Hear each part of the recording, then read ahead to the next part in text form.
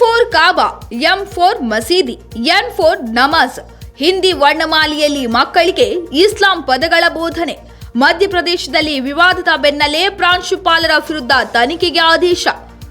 ಮಧ್ಯಪ್ರದೇಶದಲ್ಲಿ ಇಸ್ಲಾಂ ಧರ್ಮದ ಪದಗಳ ಉಲ್ಲೇಖವಿರುವ ಹಿಂದಿ ವರ್ಣಮಾಲೆ ಚಾರ್ಟ್ ಅನ್ನು ವಿದ್ಯಾರ್ಥಿಗಳಿಗೆ ವಿತರಿಸಲಾಗಿದೆ ಎಂಬ ಗಂಭೀರ ಆರೋಪ ಕೇಳಿ ಬಂದಿದ್ದು, ಈ ವಿಚಾರವಾಗಿ ಸದ್ಯ ವಿವಾದ ಭುಗಿಲೆದ್ದಿದೆ.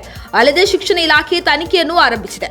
ಹೌದು, ಮಧ್ಯಪ್ರದೇಶದ ರೈಸನ್ ಜಿಲ್ಲೆಯ ಕಾನ್ವೆಂಟ್ ಶಾಲೆಯ ಪ್ರಾಂಶುಪಾಲ ಐಎ ಖುರೇಶಿ ವಿದ್ಯಾರ್ಥಿಗಳಿಗೆ ಹಿಂದಿ ವರ್ಣಮಾಲೆಯ ಚಾರ್ಟ್ಗಳನ್ನು ವಿತರಿಸಿದ್ದು, ಆ ಚಾರ್ಟ್ನಲ್ಲಿ ಕಾ ಎಂದರೆ ಕಾಬಾ, ಮಾ ಎಂದರೆ ಮಸೀದಿ ಮತ್ತು ನಾ ಎಂದರೆ ನಮಾಜ್ ಎಂಬ ಪದಗಳನ್ನು ಬಳಸಲಾಗಿದೆ.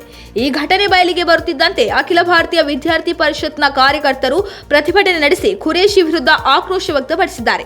ಈ ಬಳಿಕ ತನಿಖೆ ನಡೆದಿದ್ದು, ತನಿಖೆ ವೇಳೆಯಲ್ಲಿ ಉರ್ದು ಹಿಂದಿ ಮಿಶ್ರಿತ ಕೋಷ್ಟಕಗಳನ್ನು ಹೊಂದಿರುವ 1 ಅಥವಾ 2 ಪುಸ್ತಕಗಳು ವಿದ್ಯಾರ್ಥಿಗಳನ್ನ ತಲುಪಿವೆ.